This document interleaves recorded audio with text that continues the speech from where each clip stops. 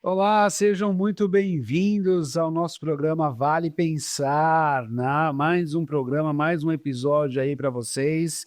E hoje temos um tema que é fundamental e todos já passaram ou vai passar pelo processo do luto, né, Ana?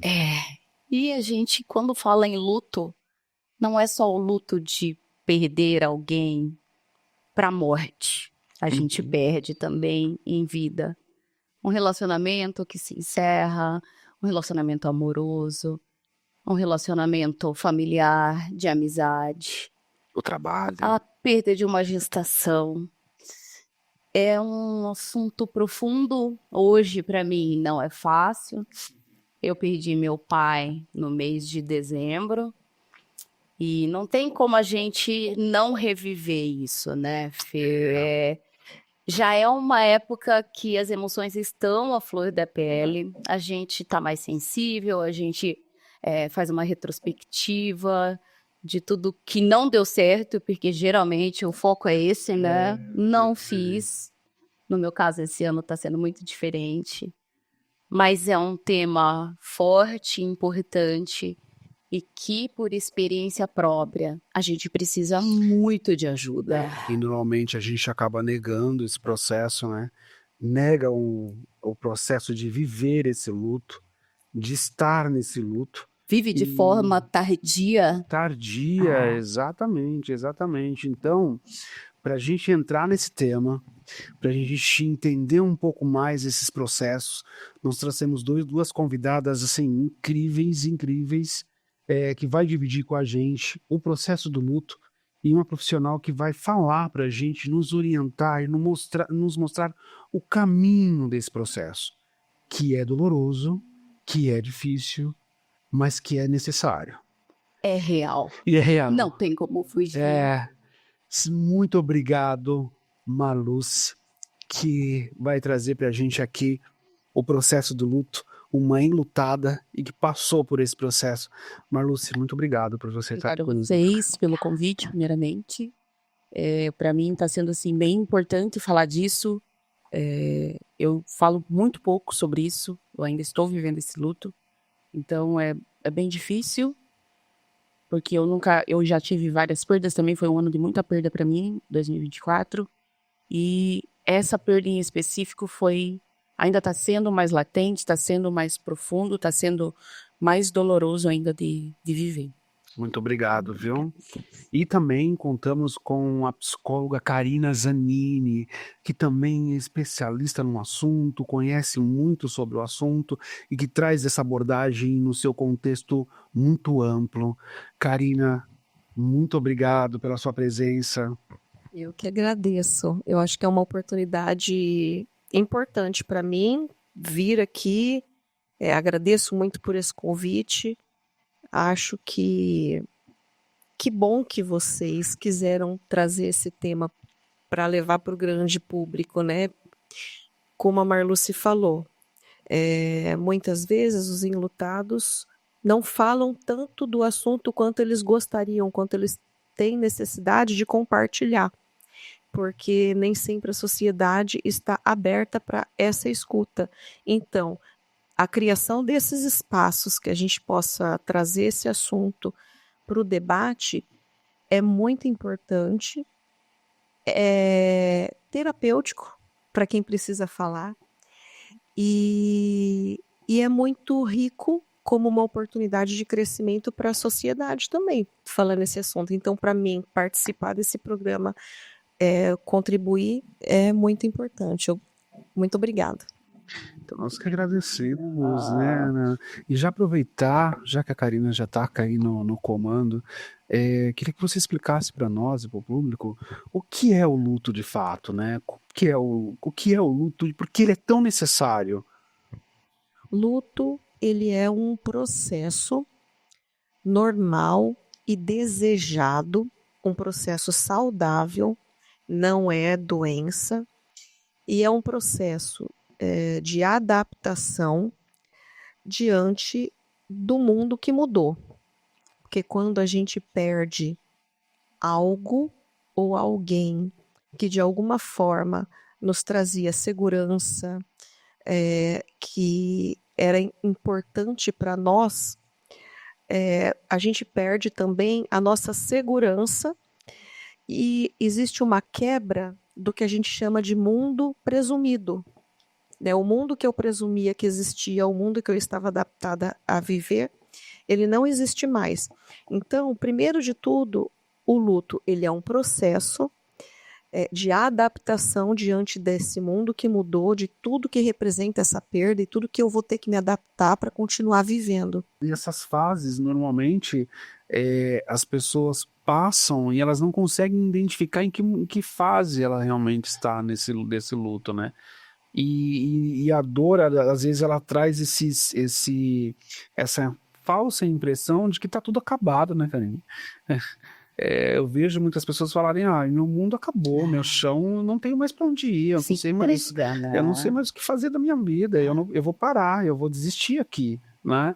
E que não é bem esse desespero, né, que a pessoa está naquele momento, porque também não deixa de ser uma fase, né? Aí a gente entra numa questão até do conceito, né, de como compreender o processo do luto. Essa compreensão do luto em fases, ela foi muito popularizada, né? Se você digitar no Google, processo do luto, fases do luto, vai aparecer ali, 4, 5 fases do luto. No início dos estudos sobre luto, essa teoria das fases do luto foi inicial, né? Só que depois disso, muita pesquisa aconteceu e a gente já não usa essa ideia de fases do luto mais. Não que ela não serve de nada. Quem primeiro propôs a ideia de fases do luto foi Elizabeth Kubler-Ross.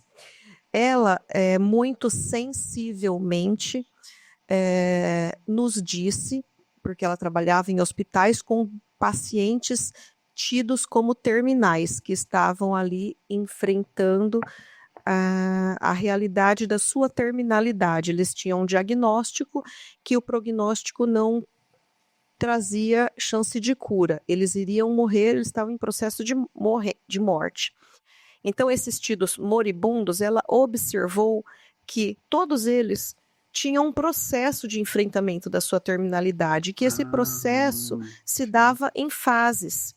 Né, que começava por um estado de choque e uma negação e ia acontecendo até que se atingia a aceitação daquela realidade, passando pela barganha com Deus e tudo mais.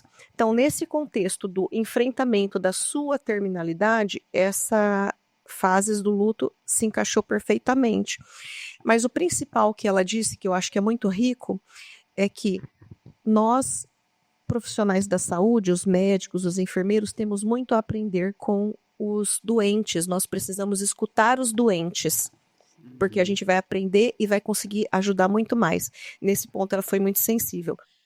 Essas fases que ela propôs, foi observado que servia para entender o processo do luto por perda de alguém também, né? Só que o ruim dessa proposta é que, por mais que ela tenha dito, isso não é uma proposta de que você compreenda o processo do luto como acontecendo numa linearidade progressiva, em que todo mundo começa num ponto e vai passando de fase, vence fases e chega à próxima fase. Não é uma regra. E que o objetivo final é atingir a aceitação.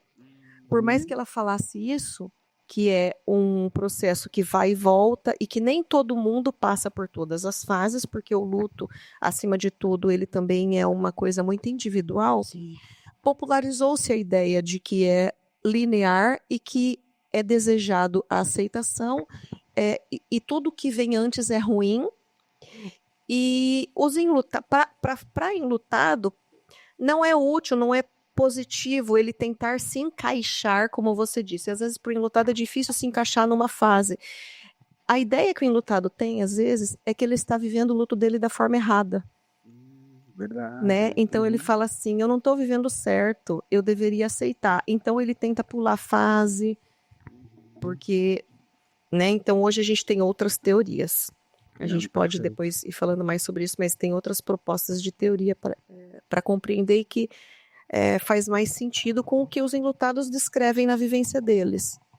Perfeito. Então, existem diferentes tipos de luto, né? São inúmeras situações, né? Certo, situações, mas não seria né, de fato a fase, né? Sim. E para Marlu, É luz. A gente sabe que não é algo fácil, né? Mas é necessário. Conta pra Conta pra gente gente. como é que foi o início do seu processo de luto, como ele aconteceu. Então, eu sou casada, né? Tenho 2 filhos já. Então, eu tenho um filho de 17 e um de 7. E não foi uma gravidez planejada, não foi uma gravidez esperada, né? Eu ainda estava usando um método contraceptivo, então eu engravidei usando esse método contraceptivo, o que foi uma grande surpresa para mim, né? Mas quando eu recebi essa notícia, eu, meu esposo, as crianças ficaram muito felizes, né? Ficamos muito felizes, a família ficou feliz. A gente chegou a descobrir, né, o sexo do bebê, que era uma menina, então isso gerou mais felicidade ainda, porque eu vivo numa casa com 3 homens, né? E com 4 meses, eu fui fazer uma ultrassom de rotina e a médica falou: olha, esse é o primeiro ultrassom que você fez, ou não, você já havia feito outros? Eu falei que havia feito mais 2 ultrassons e que estava tudo normal. Ela falou assim: olha, não tem batimento aqui. Você não sentiu nada? Não tá sentindo nenhuma dor? Eu falei assim, não. E eu fui respondendo para ela e eu tava deitada na maca e parecia que a maca tava se abrindo, assim, sabe? E eu tava me afundando e ela falando comigo e a voz dela tava muito lá no fundo e eu já não tava mais processando. E eu estava sozinha, né? Nesse ultrassom que meu esposo não pôde ir comigo. E eu falava, Deus, onde que eu tô? O que que tá acontecendo? E ela falava, Marlu, você tá entendendo o que eu tô falando? E eu balançava a cabeça e falava que sim. E... Desculpa. E o choro começou a vir. E ela falou, você tá sozinha? Eu falei, tô. Aí a secretária dela falou, olha, aguarda com ela numa outra sala. Eu vou já fazer o laudo. E ela falou assim, eu preciso que você ligue pro seu GO urgente para que ele possa, então, fazer a curetagem, porque o bebê já tá 15 dias na sua barriga que não tem batimento. E você precisa tirar. E aí, quando ela falou essa palavra pra mim, precisa tirar, aí que as coisas foram afundando mais. E aí, meu marido, parece que Deus estava falando assim, liga pra ela. Ele me ligou, porque eu não conseguia ligar pra ele. E eu só chorava. Aí a secretária foi, né, conversou com ele, pediu pra ele vir, ele foi até a clínica, me buscou e me levou até o consultório do obstetra. O obstetra também ficou em choque, porque uma semana atrás eu tinha, né, já saído, passado em consulta com ele. E uma frase que ele me falou e que me deixou assim, entre dúvidas, foi assim, Marluce, a gente pode ir para o hospital agora, ou você pode esperar mais 15 dias para o processo normal do corpo fazer a expulsão. Eu falei assim, doutor, eu não vou esperar mais 15 dias, né? Eu já não tenho mais ela aqui comigo. Então, por que eu vou ficar esperando? Eu vou ficar sentindo dor, mais 15 dias, a dor do corpo e a dor do luto, né? Eu falei assim que, para mim, eu podia ir para o hospital. Então, ele fez os documentos e internei. E o que mais me doeu, assim, fora estar vivendo aquele luto, é que eu tive que passar por todo o processo do parto. Então, eu tive que sentir muitas dores, muitas contrações. Eu fiquei 12 horas em trabalho de parto. Minha bebê nasceu dentro do vaso. Eu não pude ver. Meu marido não queria que eu visse. E a única imagem que eu tenho dela é da ultrassom que a gente havia feito.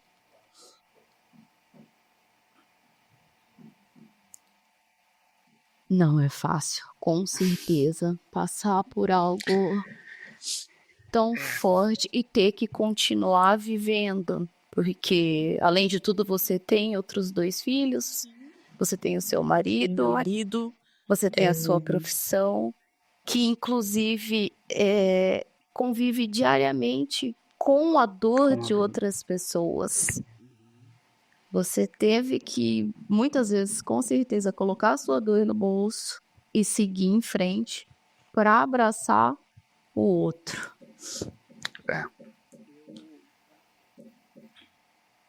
no dia seguinte eu saí, né, do hospital e eu achei que eu tinha tido uma reação alérgica, né? E aí meu corpo encheu assim, pipocou tudo.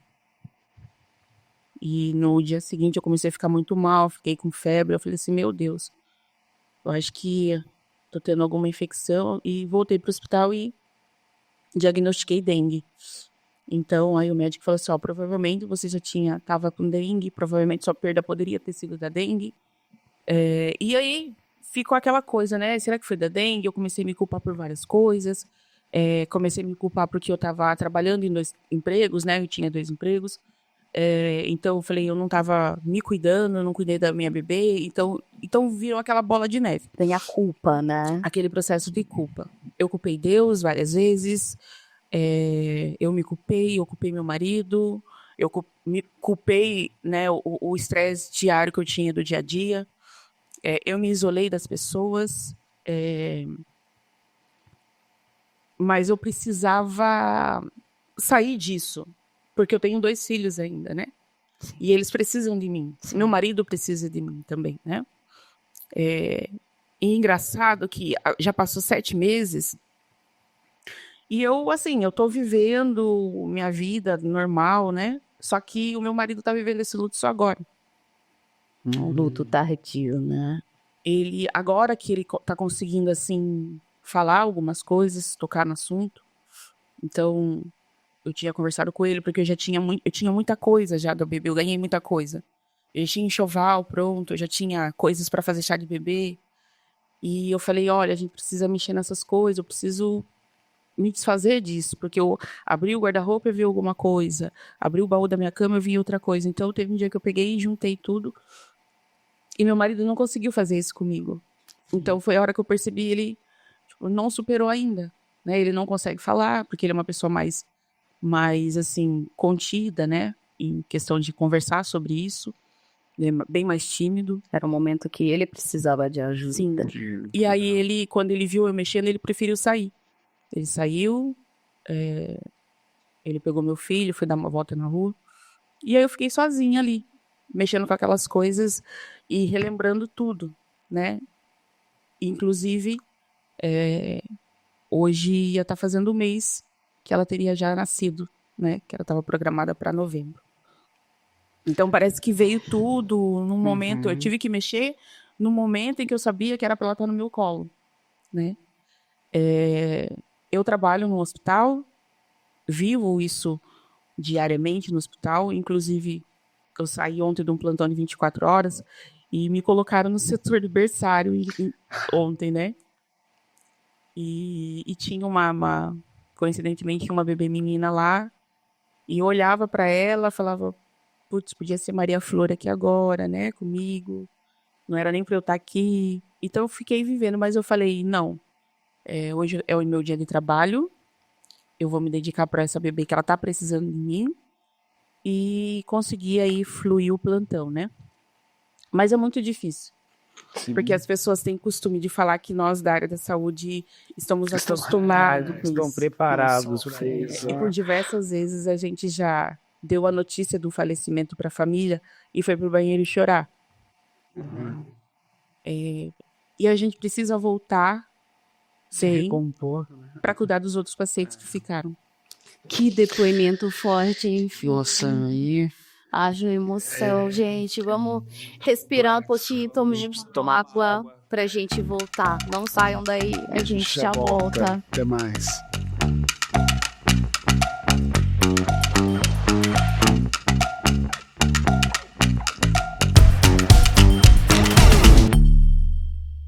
Mega Internet e TV Expande. Plano de 800 MB a partir de R$ 59,90 por 3 meses. Planos de 200 e 400 MB, ou se preferir até 1 GB para toda a família. Mais R$10 em qualquer plano. Você leva 110 canais de TV e rádio. Bora para o Expand. E assine já. 13 38 28 50 40.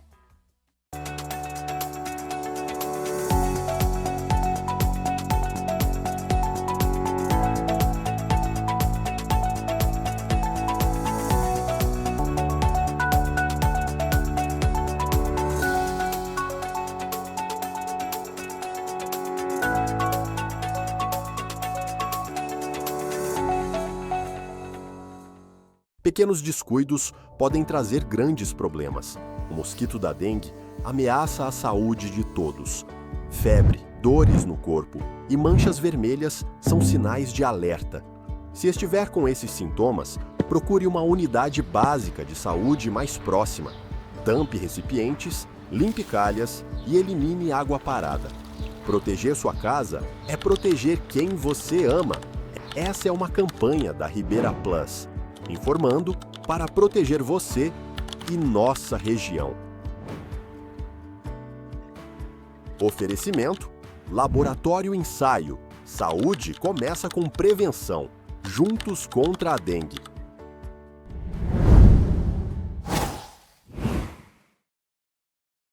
Olá, pessoal! Estamos aqui gravando mais um episódio do nosso programa Vale Pensar e demos uma pausinha para um agradecimento especial.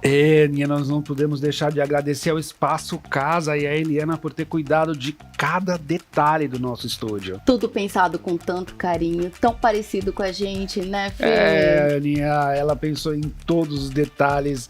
E só agradecer aí ao Espaço Casa pelo bom gosto e pelo cuidado de cada detalhe do estúdio. Que venham muitas parcerias.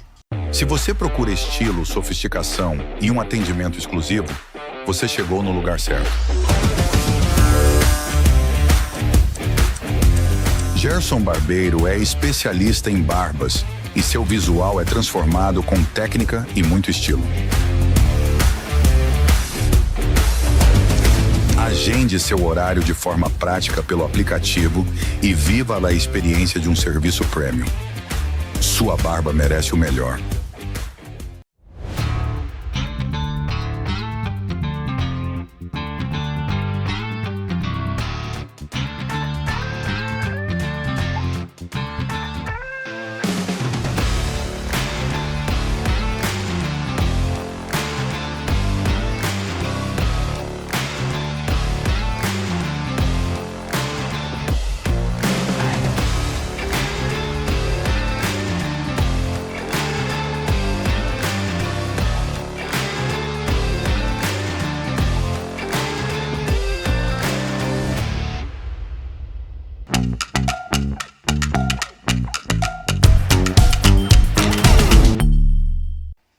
Olá, pessoal, voltando do nosso breve intervalo, precisamos dar uma pausa, né, Fê? Aninha, realmente é um tema que a gente precisa um pouco se recompor, porque as emoções vêm, não tem jeito, né? E aí, eu quero saber um pouco mais tecnicamente, né, quando a gente está falando do luto, a gente está falando de muita emoção, né? Mas por isso que a Karina está aqui hoje, justamente para nos orientar tecnicamente, clinicamente sobre todo esse processo e como lidar com tudo isso, né? Karina, me conta aí como que normalmente a pessoa começa a identificar que precisa de ajuda, principalmente quando ela nota que o luto já está se tornando algo mais grave, como a depressão, por exemplo. Né? Porque causa uma ansiedade, causa um estresse, né, e tudo mais, né? Como eu tinha falado no primeiro bloco, o luto, a priori, ele não é doença. Ele é um processo doloroso que envolve inúmeros sentimentos e emoções. Apesar de não ser doença, a pessoa que está vivendo luto, ela está muito longe do estado de normalidade dela. Então, tem muitas alterações no como ela se sente, também comportamento. Sentimentos que são esperados dentro de um processo de luto normal. tristeza, raiva, angústia, medo, mais medo e ansiedade, porque a gente tinha falado sobre uma quebra do mundo presumido. A pessoa perde a noção de previsibilidade e de segurança, né? Então, ela já não sabe mais o que esperar. Nada do que ela acreditava é seguro, né? Perde um pouco da segurança. Então, ela fica mais ameaçada mesmo, sente mais medo de que coisas ruins aconteçam, né? Muitas vezes a pessoa vivencia coisas parecidas com transtorno de estresse pós-traumático. Existe um trauma no luto. O luto é estressante. Inclusive, a gente pode ter uma compreensão do processo do luto com base na neurociência. Existe um livro, até novo, que foi publicado de uma pesquisadora. O nome do livro é O Cérebro em Luto, O Cérebro Enlutado, do ponto de vista da neurociência. E ela vai explicando uma pesquisa que ela fez com ratinhos, porque não pode fazer com seres humanos, em que os ratos são colocados dentro ali de uma caixa que tem caminhos para eles seguir, e em um determinado ponto tem uma torrezinha feita com Lego, né? Aquela torrezinha de Lego não tem função nenhuma na vida do rato, só que eles convivem com aquele negocinho, aquela torrezinha de Lego por tempos, né, andando por lá. Num determinado momento, aquela torrezinha é retirada e observou-se que os níveis de cortisol nos ratinhos se elevaram demais. Eles ficaram estressados com a ausência daquela torrezinha de Lego que eles estavam habituados, porque o mundo que eles conheciam ali existia aquele Lego, agora não existe mais. Como explicar aquilo? O que aconteceu? Eles não viram acontecer. Então, se o objeto sem função nenhuma é retirado do teu espaço, isso é estressante. Imagina na vida de um enlutado que tinha algo ou alguém que era útil, que ele se apoiava naquilo, projetava a sua vida com planos e desejos, aí aquilo se perde sem que ela consiga ter uma explicação para aquilo, né? Então é estressante, né? Tem estresse nisso tudo, e existe uma busca de explicação, uma busca para significado, por que isso aconteceu comigo, então até sentimento de culpa, porque nisso tudo de procura de sentido e de significado, a pessoa vai procurar culpados. A busca por culpado é uma forma de você reaver o controle sobre aquilo, né? Porque quando a gente sabe explicar as coisas, a gente está no controle, a gente entende. Sim. Se você está diante de algo que você não consegue compreender, você fica um pouco mais no barco à deriva, né? Então, se a culpa foi de Deus, se a culpa foi minha, se eu errei, se a culpa foi da equipe médica, de quem que foi a culpa, né? O luto também tem um caos, né? A pessoa fica com uma confusão mental. Então, um monte de sentimento, não é só tristeza, tem também amor, tem gratidão, pode ter alívio, né?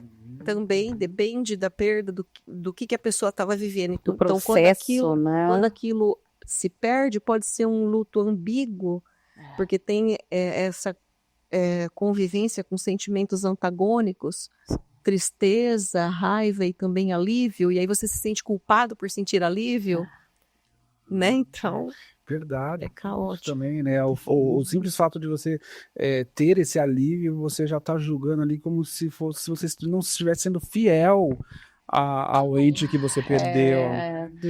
E Karina, pegando um pouco o gancho da vivência da Marluce, principalmente na questão hospitalar, né? Além do próprio luto, né? Você ainda tem que lidar com a dor do outro que perdeu, né? De um outro ente que perdeu dentro da área hospitalar, né? Então imagina como que é esse processo todo de lidar com tudo isso. Na prática, o que um enlutado pode fazer para começar a processar isso? Eu acho que do relato da Marluce, eu fiquei pensando também que ali existia também um casal e uma família vivendo lutos. O luto da Marluce é o luto dela, o luto do marido é o luto do marido dela, e os filhos também perderam uma irmãzinha. Sim. né? A família estava enlutada coletivamente, tinha uma família enlutada e individualmente cada um vivendo o seu luto. Um casal que perde um filho também está em crise, também vive uma crise, porque são duas pessoas com personalidades diferentes e com graus de vínculo diferente com esse bebê, que eu não estou aqui quantificando, dizendo quem que tinha mais vínculo ou menos vínculo, tá? Mas são formas de se vincular diferente. No luto, muita coisa é envolvida, até questões culturais e sociais. Socialmente, existem diversas regras para viver o luto. Coisas que são esperadas, que a sociedade espera da gente. O que é esperado de um homem diante de um luto? Que o homem seja forte. Teoricamente, ele é o sexo forte. E é esperado, e talvez o seu marido tenha ouvido muito, ou talvez ele não tenha ouvido diretamente nessa situação, mas desde que ele foi menino, criado, nascido menino, ele foi recebendo mensagens de que ele tinha que ser forte, e chorar é coisa de menininha. Então, as meninas, as mulheres, são mais autorizadas a expressar, externalizar a sua dor. Elas recebem mais apoio social, mais acolhimento. Os homens, é exigido deles força e que dê sustentação para a esposa que está sofrendo. Então, ela disse que o marido dela, ela percebe que ele está vivendo o luto dele agora. Ele adiou o luto dele, talvez.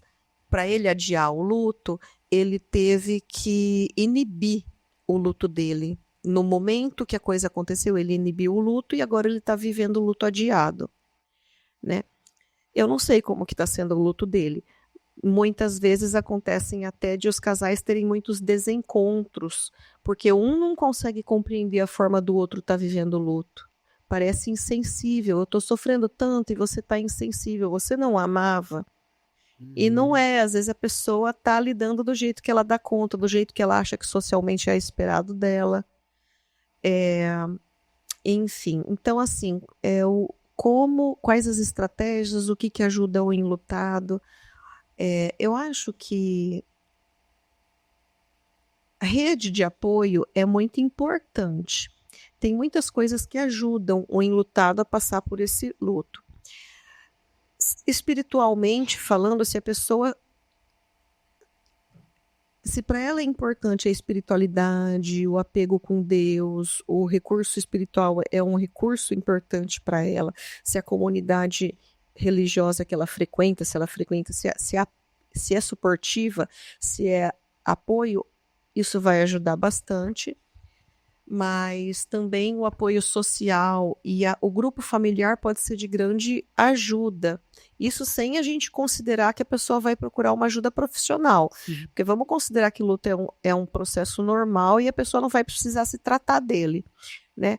Então, se dentro da família existe um funcionamento que é funcional e suportivo, as coisas vão acontecer. Acontece que muitas vezes os enlutados vão procurar ajuda profissional porque a sociedade falhou no apoio, porque a gente não tem espaços para ouvir. Ela disse também que ela não tem muitos espaços para falar sobre isso, que ela vive muitas vezes em solidão, que ela não compartilha com as pessoas, né? Isso a gente estava falando aqui do contexto ali familiar e tal. Quando a gente vai para a questão profissional, a vida continua exigindo a gente que a gente volte para a realidade, né? Então a gente tem... Isso também é estressante. Sim. Isso também é estressante. Estressante viver o processo do luto, porque tem as demandas estressantes do luto, do processo. E estressante também é voltar para a vida. Quando você não está no seu melhor estado para corresponder às demandas da vida. Tem os filhos que precisam de você, tem a profissão, o trabalho que exige de você, e tem vários gatilhos na vida, né? Seja um dezembro que te aciona, porque você disse que você perdeu o seu pai em dezembro, então a proximidade com o período de festas também é um gatilho, seja voltar para o trabalho e lidar com crianças pequenas que te faz remeter à perda da sua filha, enfim, tem diversos gatilhos, né? Não me lembro de uma. A questão do luto se torna quando que você vai se preocupando. A gente estava falando também sobre a questão do que é o processo do luto, como que é. O luto hoje também é entendido a partir de uma teoria que é processo dual do enfrentamento do luto. A pessoa vai oscilando entre estar mais voltada para um polo mais voltado a estressores da perda ou um polo voltado a estressores da recuperação, da vida, né? Então, o normal dentro do luto é ter essa oscilação, né?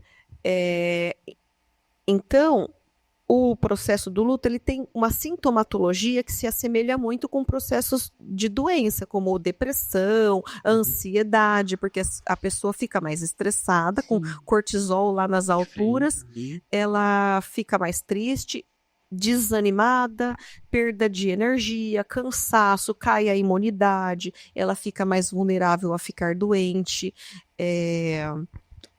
alterações de apetite, alterações no sono, mudanças no comportamento, maior agressividade, tudo isso dentro de um processo de luto normal, como eu falei. A pessoa está longe do estado dela de normalidade, mas o processo, considerando que ela está num processo de luto, é normal. A gente não vai medicar o luto. Mas, antes de ter o diagnóstico, por exemplo, de transtorno de luto prolongado, que hoje a gente tem esse diagnóstico nessa categoria no DSM-5, no CID-11 já tem lá, transtorno de luto prolongado. Antes disso, não existia um diagnóstico para luto, então ele se enquadrava ali num transtorno de ajustamento. A pessoa está com uma dificuldade de se ajustar a uma mudança na vida. Transtorno do luto prolongado, ele prevê a questão do tempo. Então, é falado assim, uma pessoa que está num profundo pesar, com dificuldade de retomar as atividades de vida diária e de se ajustar, num luto muito intenso, por mais de pelo menos 6 meses, né? Agora, assim, tem a questão do tempo, mas o tempo não é o único norteador nosso, porque... Eu ia perguntar isso, no caso, desculpa te interromper, a Marluce, que ela comentou com a gente que é 7 meses. 7 meses, não necessariamente esse tempo caracterize esse Eu não luto vou dizer que a prolongado. Marluce está num transtorno de luto prolongado, porque 7 meses depois ela ainda se sente ainda os efeitos, ela ainda está no processo do luto realmente. E hoje a gente nem fala que o luto, será que o luto termina? Ou na verdade você aprende a viver com esse luto e se ajusta à vida, né? Mas assim, para eu falar que a pessoa está num transtorno de luto prolongado, tem alguns critérios. Um deles é a questão da intensidade, o tempo, e se a pessoa está conseguindo se ajustar, está fazendo mudanças. Inclusive, existem sinais de que não está tudo bem e que aparentemente está tudo bem. Socialmente a pessoa está correspondendo. Agora, fala pra gente, Marluce, como é que é isso para você? Cronologia, né? Se você fosse falar, se eu fosse pensar, de eu estar nesse processo ainda, talvez eu não teria voltado a trabalhar então. Talvez eu tivesse ainda, sei lá, não consigo voltar a trabalhar, eu preciso me afastar, preciso, né, como diz, entre aspas, ir por INSS, continuar meu tratamento ali, psicológico, psiquiátrico. Então, isso cronologicamente, eu, Marluce, não estou vivendo isso. Mas no que você falou, por exemplo, da diferença entre eu e o meu esposo, né? De ele tá vivendo isso só agora. Por diversas vezes nesses 7 meses, nesse cronológico, eu achei que a gente ia se separar por causa desse luto. E você não pediu ajuda, Marluce? Você trouxe isso. Eu não falo assim nem para ele diretamente, para Na verdade, eu pedi ajuda no sentido de nós dois procurarmos uma ajuda psicológica pro casal. Sim, né? Nós não pedimos ajuda de pessoas. Porque toda vez eu entendia que as pessoas também, como a gente falou aqui, as pessoas não estão preparados para nos confortar. Acolher. Sim, né? E uma coisa que eu escutei muito quando eu procurei ajuda das pessoas era assim, pense que talvez Deus te livrou de uma criança que poderia vir doente. Nossa. Por exemplo, uma criança que podia... Assim, para mim não é isso. Independente se a minha bebê tivesse algum problema de saúde depois que nascesse, O amor ela seria o mesmo. continuaria sendo minha filha, Sim. né? Então, quando eu comecei a perceber que as pessoas estavam muito focadas nessa frase para mim, foi quando eu me retraí, parei de pedir ajuda, parei de conversar sobre o assunto. Você não achou apoio e Não aquelas achou. pérolas, né? Essas se pérolas que ela... fechando. Mas sabe qual que é o principal erro, a principal falha empática da sociedade?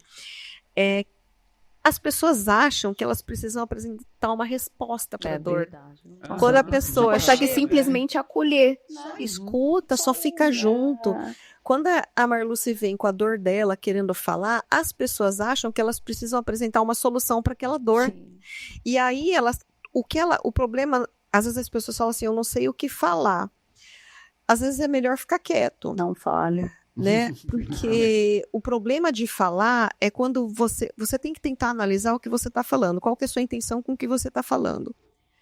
No seu discurso, na tua fala, tem uma tentativa de apresentar para a pessoa uma razão para ela não valorizar a dor dela? Sim. Então, por exemplo, pensa que você perdeu com 4 meses.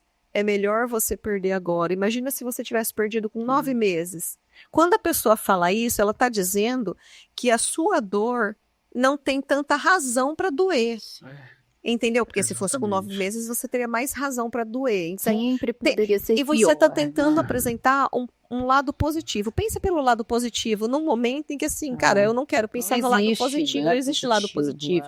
Né? Será que não existe também uma... Eu vejo... Qual que é o nome do seu esposo, Manu? José. José. Também, será que não tem aí envolvido também uma cumplicidade, um amor, né? Um ato de amor, por exemplo, quando você está passando pelo processo, né? Imagino para ela quando recebe a notícia, né?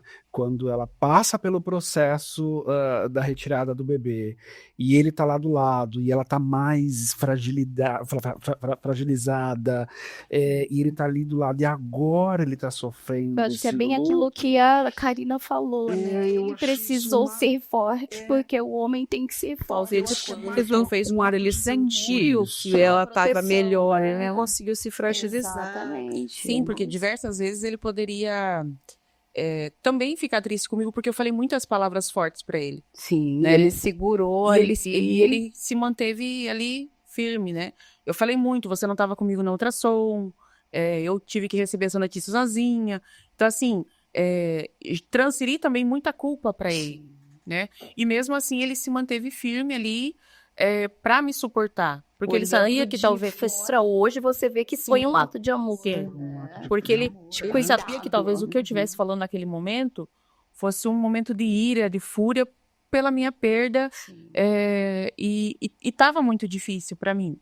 Então ele se resguardou, cuidou de mim, cuidou das crianças, porque eu tive um momento em que eu não conseguia falar com os meus filhos, e eu vi que ele estava sozinho ali, né? Ele não tinha, por exemplo, a outra rede de apoio que a gente fala dos amigos, da família. A família até tenta ajudar de outras formas mais concretas, né? Olha, eu posso ficar com o João hoje, eu posso levar ele para a escola. E que é uma grande ajuda. Sim. Porque tem um momento que você não consegue, eu me senti Tem zerada. força pra nada. Estratégias, né, para ajudar o enlutado, pensando na rede de apoio, às vezes é exatamente isso. Ajudar não é tirar o enlutado da dor e levar ele para a festa porque ele precisa ver gente e precisa se distrair. Ajudar não é isso. Ajudar, às vezes, em vez de você dizer para o enlutado, Marluce, você tem que ser forte porque você tem 2 filhos. Pensa que você tem 2 filhos. Isso não é ajuda. Ajuda é você falar assim, Marluce, eu vou cuidar dos seus filhos enquanto você não está conseguindo cuidar dele. Eu vou no supermercado para você. Olha aqui, eu trouxe essa comida para você e para sua família. Você lembrou de beber água? Às vezes ajuda você cuidar das questões burocráticas e práticas do luto, que o luto tem, a perda, né? Tem várias questões burocráticas para resolver. Ajudas às vezes são coisas bem práticas. E estar do lado, sinalizando para a pessoa que ela não está sozinha. Se ela precisar de ajuda, ela tem para quem contar. É uma presença constante, mas não invasiva. Você também permitir para a pessoa que ela fique sozinha se ela quiser. Você não impor a sua presença de ajuda, mas a pessoa saber que se ela precisar de ajuda, você está aqui, de prontidão. E quando você perguntar para a pessoa como você está, só pergunte se você realmente quiser ouvir. Porque às vezes ela não vai estar bem para dizer para você, tô bem. E você vai precisar, se você perguntou como você está, esteja pronto para ouvir. O que mais te ajudou, Marlúcia, a superar isso? Espiritualidade. Acho que foi assim O ponto o chave. meu ponto. Eu sempre fui muito religiosa, né? Eu sou católica. Sim. Então, quando eu questionei muito a Deus, depois eu tive um momento que eu pedi muito perdão e comecei a fazer muita meditação também, né? Eu sempre fui de fazer meditação, então teve um tempo que eu parei e aí com essa perca eu voltei a meditar e eu voltei com a minha espiritualidade, voltei a me aproximar mais, né, da minha religião, me aproximar mais de Deus. Fiz um propósito, né? Num período aí eu falei que eu ia ler a Bíblia por completo em um ano. Comecei já, né? Então, foi algo que como diz assim, que eu caí lá nas trevas e eu tô... Te trouxe de volta para a vida. Você teve dificuldade de pedir ajuda para o outro, Isso. mas você encontrou na espiritualidade essa força para te trazer de volta para a vida. Então, Muito é isso que vem me renovando a cada dia. Então, tudo que eu leio, quando eu leio uma passagem bíblica, eu fico repensando e tentando entender aquela passagem. Captar a mensagem. Captar a mensagem. Comecei a buscar um pouco, entender mais sobre o luto, porque daí eu vi que eu estava vivendo isso muito sozinha, então eu falei, eu vou começar a fazer algumas leituras, procurar saber o que é, né? E a partir desse momento você conseguiu pedir ajuda ou não? Ainda tem essa dificuldade, porque você ainda está vivendo o luto. São 7 meses, né? Ainda é um processo. A única ajuda que eu consigo pedir, né, é psicólogo, eu passo também, faço terapia, então essa é a ajuda. Mas da minha rede de apoio, eu optei por me resguardar agora. Para não ouvir, talvez para não ouvir outras outras fases, né? E também porque eu tenho muito na minha cabeça assim, ó, não é porque eu tô triste que eu tenho que levar a minha tristeza pro outro, né? Então, às vezes, o outro não quer escutar a tristeza. Então, eu prefiro levar pro outro a minha alegria. Então, eu preferi me resguardar do meu luto, viver esse luto um pouco mais comigo, um pouco mais agora que meu marido tá conseguindo falar, então a gente tá vivendo junto, conseguindo conversar, porque a gente já pediu para se separar por conta disso, mas agora a gente está conseguindo retomar ressignificando algumas coisas. Então, algumas coisas de fato, né? O nosso relacionamento, né, já são 14 anos, eu acho que desses 14 anos, hoje, esse ano de 2024, foi o ano que está fazendo mais significado para a gente estar como um casal, né, de tudo que a gente vem passando por conta do luto. Isso eu tô sentindo que tá reforçando ainda mais essa relação, essa relação, com certeza, fortalecendo, né? Quantas pessoas lá em casa, né, Anaí, estão passando por esse processo também, né? Essa dor, ressignificando tudo, revendo tudo. Mas eu vou falar uma coisa para vocês e para você, enquanto ser humano. As pessoas que estão ao nosso redor, elas não precisam compartilhar com a gente só alegria. Quem ama, quem cuida, também está pronto para ouvir a nossa dor. E isso é muito importante. Você não precisa ser sempre feliz. Nós somos humanos. Exato. Então, se permita. Porque se você não se permitir, você não vai conseguir com que ninguém te ajude. Porque o outro não sabe, muitas vezes, o que está acontecendo. Então, acho super importante. Imagina, acho que para todos nós. Né? É isso aí, Ana. Você também aqui... isso, é normal isso, porque as pessoas lá em casa precisam ter esse apoio, saber disso. Voltamos já, né? Dá uma respirada de novo. Até já, gente. Até daqui a pouco.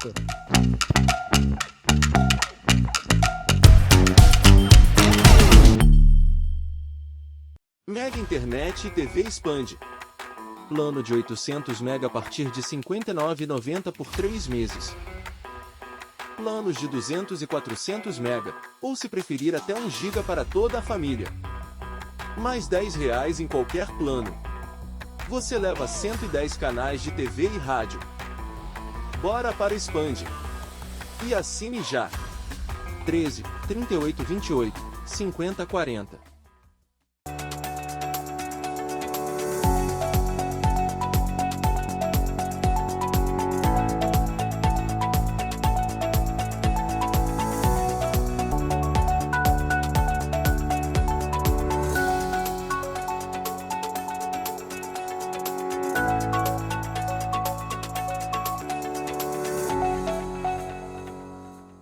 Pequenos descuidos podem trazer grandes problemas. O mosquito da dengue ameaça a saúde de todos. Febre, dores no corpo e manchas vermelhas são sinais de alerta. Se estiver com esses sintomas, procure uma unidade básica de saúde mais próxima. Tampe recipientes, limpe calhas e elimine água parada. Proteger sua casa é proteger quem você ama. Essa é uma campanha da Ribera Plus, informando para proteger você e nossa região. Oferecimento: Laboratório Ensaio. Saúde começa com prevenção. Juntos contra a dengue.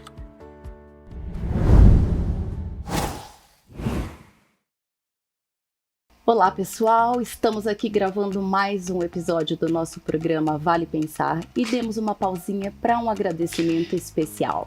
Aninha, nós não podemos deixar de agradecer ao Espaço Casa e a Eliana por ter cuidado de cada detalhe do nosso estúdio. Tudo pensado com tanto carinho, tão parecido com a gente, né, Fê? Aninha, ela pensou em todos os detalhes e só agradecer aí ao Espaço Casa pelo bom gosto e pelo cuidado de cada detalhe do estúdio. Que venham muitas parcerias. Se você procura estilo, sofisticação e um atendimento exclusivo, você chegou no lugar certo. Gerson Barbeiro é especialista em barbas e seu visual é transformado com técnica e muito estilo. Agende seu horário de forma prática pelo aplicativo e viva a experiência de um serviço premium. Sua barba merece o melhor.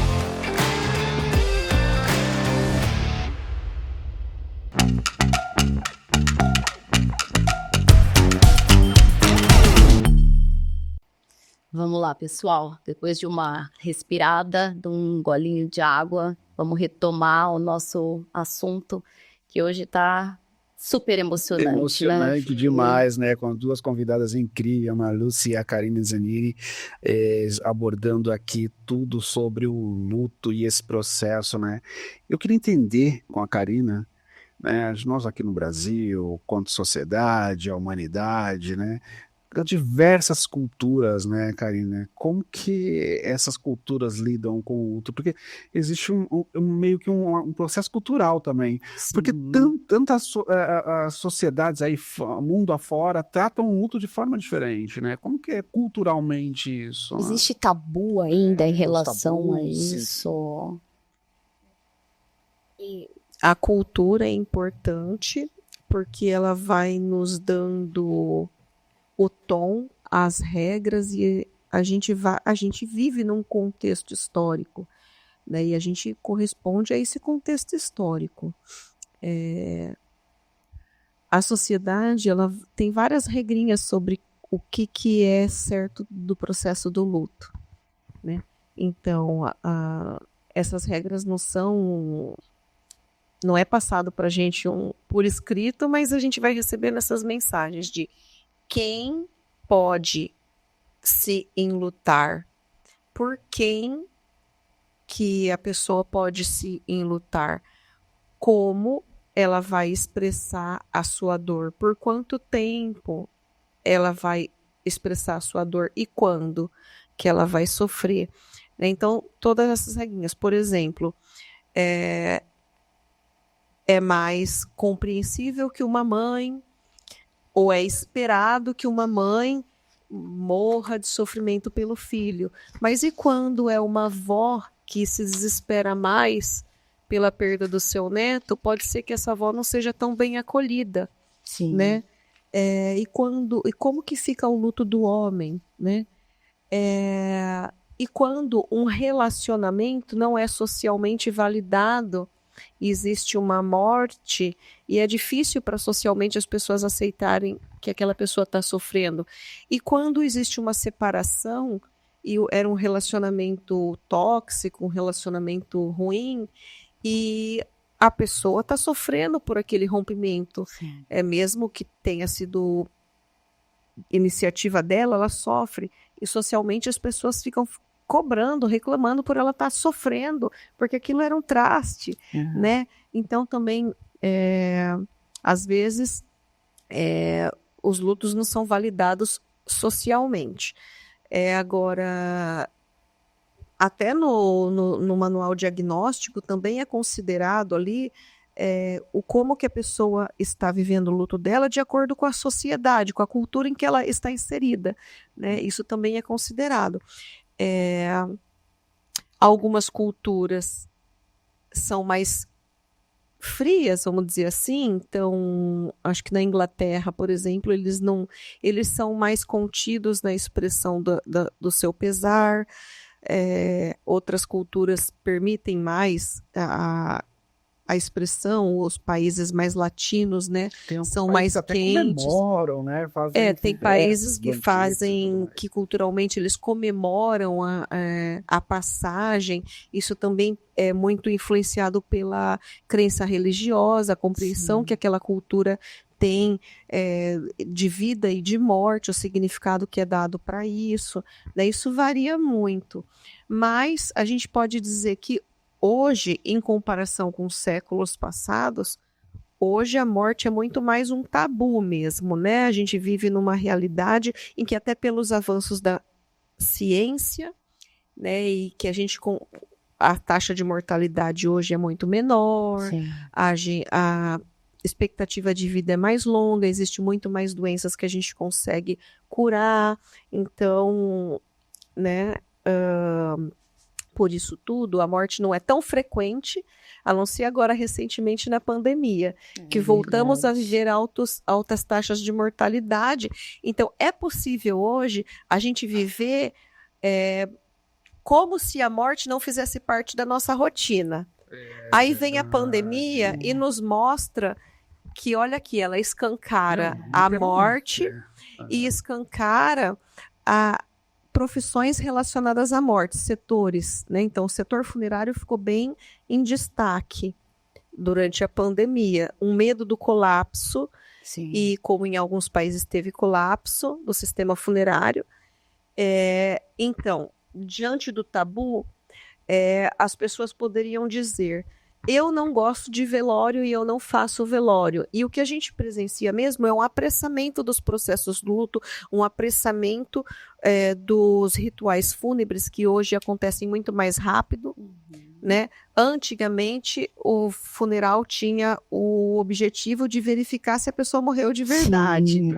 Hoje em dia não é isso. A intenção do ritual fúnebre é realmente até cair a ficha, viver aquilo socialmente. É um dos poucos momentos que socialmente é aceito a expressão e o compartilhamento. Por exemplo, ali naquele momento do ritual fúnebre, né? Então, é isso. Eu acho que hoje o tabu é muito grande. A gente vive nesse contexto que a gente nega a existência da morte. A gente entende que é mórbido falar sobre isso. A gente bate na madeira para afastar, né? E aí existe um trabalho muito importante que a gente precisa fazer realmente, que é de trabalhar esse tabu na sociedade, porque quanto maior o tabu,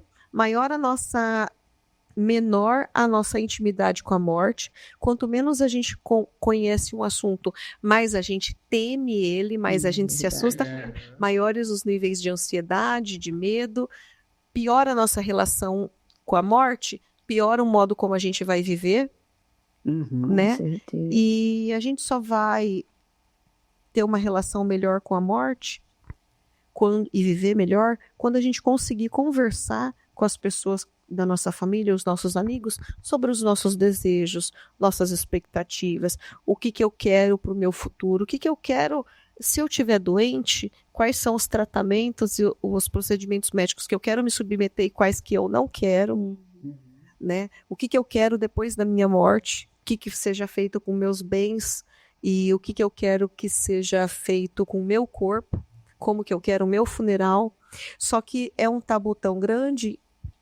Tabu a gente mede como?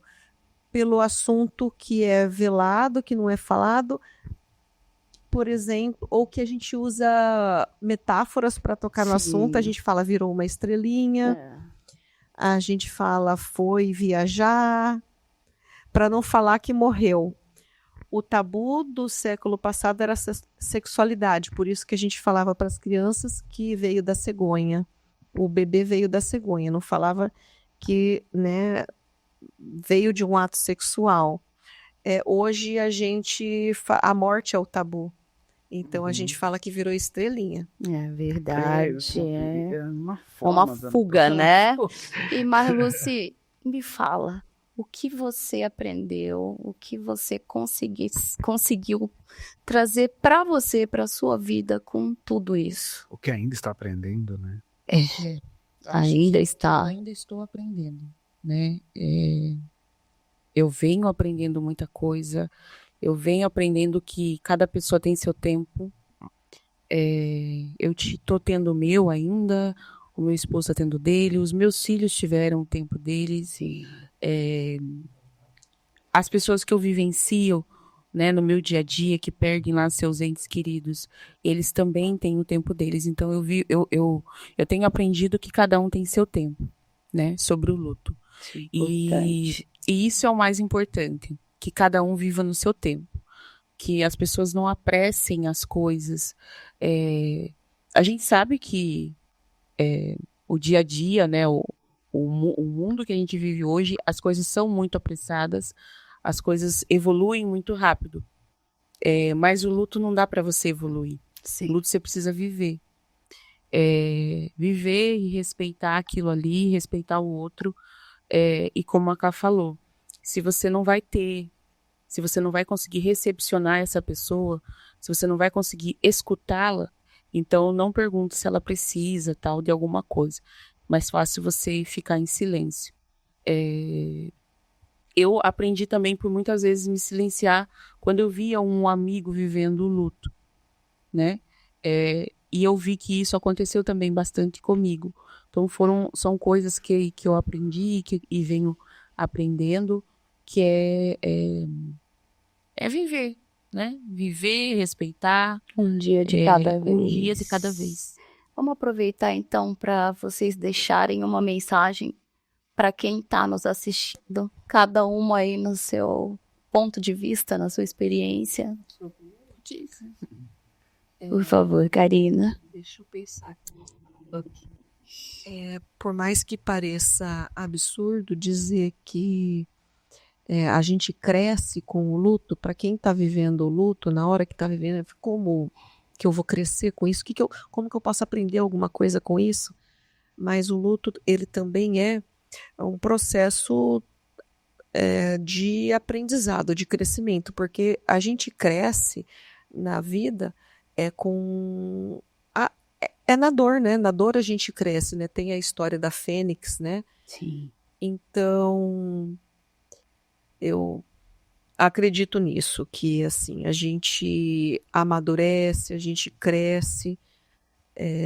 E aí, muitos enlutados dizem mesmo que depois de que viveram aquilo, e se conseguiram sobreviver àquilo, eles dão conta de qualquer coisa, eles se sentem mais fortalecidos depois de passar pelo luto, porque conseguiram sobreviver àquilo, então, e é um processo até de descoberta de potencialidades que a pessoa nem conhecia que tinha, ela descobre. Então, enquanto mensagem, eu digo que confiem em si mesmo, confiem que vocês têm recurso, confiem na sua capacidade enquanto ser humano de se superar, né? Superar a si, a sua capacidade de crescer, e se permita viver o luto, não fugir dele, que você vai ter mais benefício passando por ele do que se esquivando dele. Excelente. Verdade. Marluce. Eu tenho 2 mensagens, né? Primeiro, para as mulheres que viveram, passaram mesmo. Não deixem de viver isso, né? Vivam luto, prestem atenção nos sinais. Às vezes a gente deixa de ver os sinais e vai se indo para um abismo que às vezes a gente acha que não vai ter volta. Então, preste muita atenção nesses sinais. E o segundo recado é para os homens, para que eles externalizem isso. Externalizem o luto. Não deixe que o ser homem, né, o papel de ser forte, permaneça quando você estiver de luto, né? Vocês podem estar externalizando isso, e acho que é até uma forma de a gente, enquanto mulher, ver o quanto que o homem também sofre quando tem uma perda, principalmente quando é a perda de um filho, né?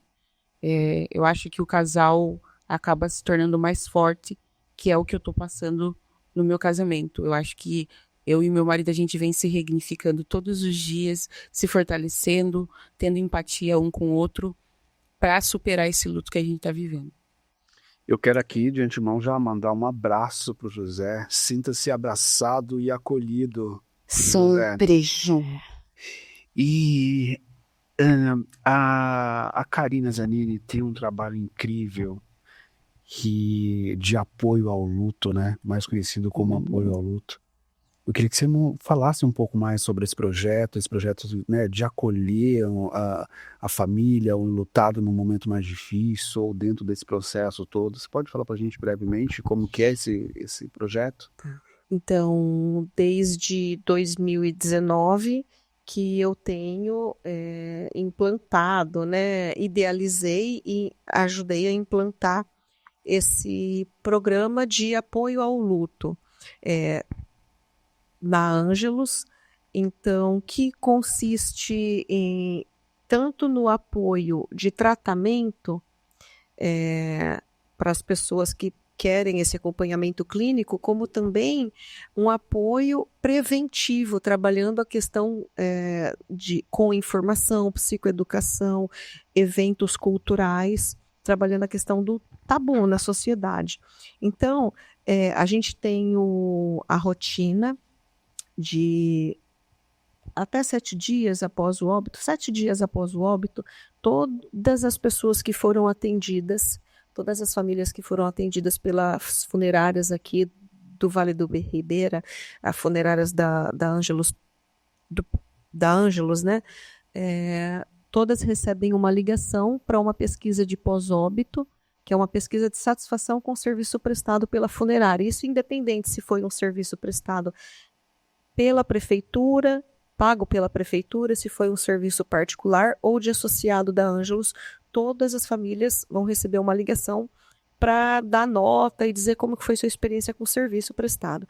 A partir dessa ligação, quando é um associado da Ângelos, a minha estagiária avisa aquela família de que, como associado da Ângelos, tem direito ao apoio psicológico gratuito focado no luto. E aí, quando aquela família fala, muito legal, tenho interesse, alguém da minha família precisa, é agendado um acolhimento, né, para uma avaliação, acolhimento e avaliação da necessidade. Quando a pessoa tem indicação de continuar com acompanhamento psicológico, ela pode ser incluída dentro de um grupo de apoio ao luto. A participação nos grupos é gratuita. Às vezes a pessoa tem indicação para um atendimento individual, e o atendimento individual pode ser feito com algum parceiro nosso que atende os associados da Ângelos, ou às vezes por mim, com desconto para o associado.